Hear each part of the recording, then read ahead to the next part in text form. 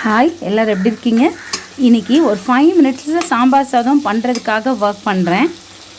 ஒரு குழம்பு கரண்டி எண்ணெயில் கடுகு, உளுந்தம்பருப்பு, வெந்தயம், காயம் போட்டு கொஞ்சம் தக்காளி, கொஞ்சம் சின்ன வெங்காயம், கத்திரிக்காய் 2 மட்டும் இருந்தது, ஒரு உருளைக்கிழங்கு இருந்தது.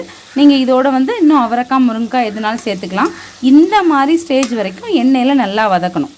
சரியா? இந்த சைடு இந்த குக்கரில் ஒரு 150 கிராம் அளவுக்கு துவரம் பருப்பை வேக வச்சுருக்கேன். இப்போ பாருங்கள், காய் நல்லா வதங்கிருச்சு. இதுக்கு மேலே வதங்க தேவையில்லை.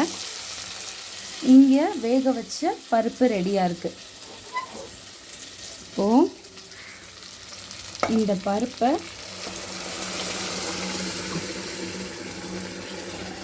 அப்படியே வெஜிடபிள்ஸோடு ஆட் பண்ணியாச்சு. சரியா? ஆட் பண்ணிவிட்டு இங்கே பாருங்கள், ரைஸு ஒரு 150 கிராம் அளவுக்கு ரைஸ் எடுத்து வச்சுருக்கேன். கொஞ்சம் நேரத்துக்கு முன்னாடியே நல்லா ஊற வச்சிட்டேன். இந்த ரைஸையும் களைஞ்சி உள்ளே போடணும். இப்போது இந்த பருப்போடு சேர்த்து பாருங்கள், அரிசியை கொட்டியாச்சு. இதுக்கு தண்ணி எவ்வளவு அப்படின்னு எப்படி கால்குலேட் பண்ணோம் அப்படின்னா, பொறுமையாக 3 பங்கு ப்ளஸ் பருப்பில் இருக்க தண்ணி இருக்கட்டும், அந்த மாதிரி நீங்கள் கால்குலேட் பண்ணணும். இப்போது இதில் 1/4 ஸ்பூன் மஞ்சள் தூள்,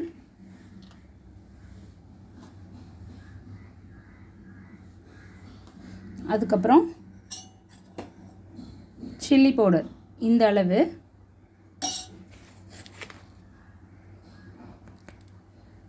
உப்பு சாம்பார் சாதத்துக்கு தனியாக, ரைஸ்க்கு தனியாக, இந்த மாதிரி 2 தடவை நீங்கள் எடுத்து போடணும்.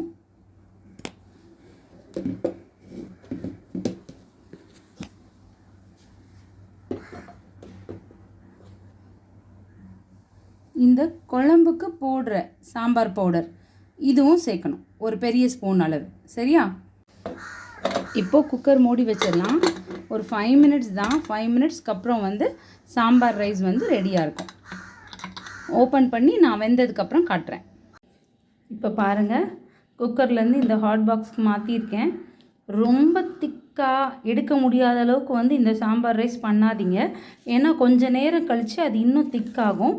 அப்போது நீங்கள் ஃபஸ்ட்டே ரொம்ப திக்காக தண்ணி கம்மியாக வச்சு பண்ணிங்க அப்படின்னா சாப்பிட போகிற டைமில் ரொம்ப ட்ரை ஆயிரும், தொண்டையில் விற்கிற அளவுக்கு ட்ரை ஆயிரும். ஸோ நல்லா குழைவாக தண்ணி மட்டும் கொஞ்சம் கூட வச்சுட்டு இந்த மாதிரி நீங்கள் பண்ணிங்க அப்படின்னா ஒரு 1/2 அன் ஹவருக்கு முன்னாடியோ இல்லை 1 ஹவருக்கு முன்னாடியோ சமைச்சதுக்கப்புறம் கரெக்டாக சாப்பிடும்போது டேஸ்ட் பர்ஃபெக்டாக இருக்கும். ஓகேயா? ட்ரை பண்ணுங்கள். தேங்க்யூ. இந்த ரைஸ் இறக்குன பிறகு மேலே இவ்வளோ மட்டும் நெய் மட்டும் சேர்த்துருங்க. நான் நல்லெண்ணெய் வச்சு தான் பண்ணியிருக்கேன். ரைஸுக்கு மேலே இந்த மாதிரி ஒரு 1/2 ஸ்பூன் நெய் மட்டும், நல்ல திக்காக ஃப்ரெஷ்ஷாக பியூராக உள்ள நெய் சேர்த்திங்க அப்படின்னா அது கொஞ்சம் நேரம் கழித்து இலகுனதுக்கப்புறம் ஃபுட்டுக்கு நல்ல டேஸ்ட் கொடுக்கும்.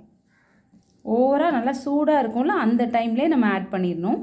அதுவே கரைஞ்சிரும். பட் எல்லா இடத்துலையும் ரைஸில் அந்த நெய்யோட ஸ்மெல் வரணுன்னா இந்த மாதிரி ஒரே ஒருக்க கிளறிட்டு அதுக்கப்புறம் க்ளோஸ் பண்ணி வச்சுருங்க. கண்டிப்பாக ட்ரை பண்ணுங்கள். இது ரொம்ப ரொம்ப ஈஸி, ரொம்ப ரொம்ப டேஸ்டி.